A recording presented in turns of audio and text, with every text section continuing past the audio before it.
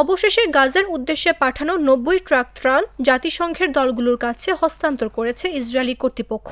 সীমিত পরিসরে অবরোধ তুলে নেওয়ায় ৩ দিন পর ত্রাণগুলো ছেড়ে দিল ইসরায়েলি কর্তৃপক্ষ। স্থানীয় সময় বুধবার দিনগত রাতে কেরেম শালোম ক্রসিং থেকে ত্রাণবাহী ট্রাকগুলো ওয়্যারহাউসে নেওয়া হয়েছে বলে এক প্রতিবেদনে জানিয়েছে ব্রিটিশ সংবাদ মাধ্যম বিবিসি।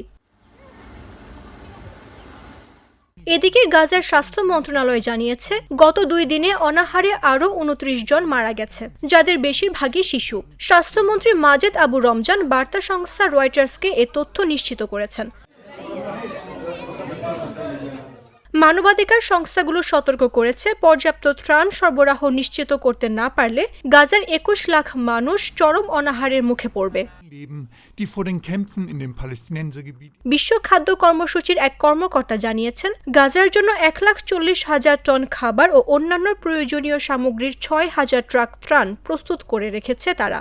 এই পরিমাণ ত্রাণ গাজায় প্রবেশ করানো সম্ভব হলে উপত্যকার বাসিন্দাদের ২ মাসের খাবার নিশ্চিত হবে। সংবাদ মাধ্যমটির তথ্য অনুযায়ী বৃহস্পতিবার সকালে বিভিন্ন বেকারিতে ত্রাণের আটা পাঠিয়ে দেওয়া হয়। জাতিসংঘ বলছে, ইসরায়েলি কর্তৃপক্ষ অনুমোদিত একমাত্র পথটি নিরাপত্তার অভাবে গাজাবাসীর কাছে ত্রাণ পৌঁছাতে এত দেরি হলো।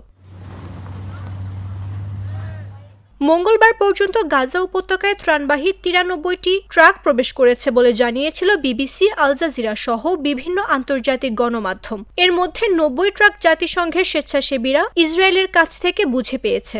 বাকি ৩টির ব্যাপারে কোনো তথ্য জানানো হয়নি।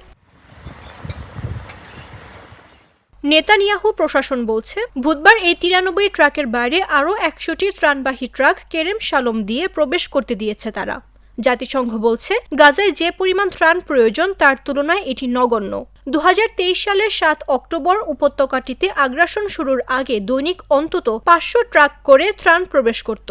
বর্তমানে যুদ্ধ পরিস্থিতির কারণে আগের চেয়ে অনেক বেশি ত্রাণ প্রয়োজন, তাই ১০০ ট্রাক ত্রাণ আসলে তেমন কোনো উল্লেখযোগ্য বিষয় নয়।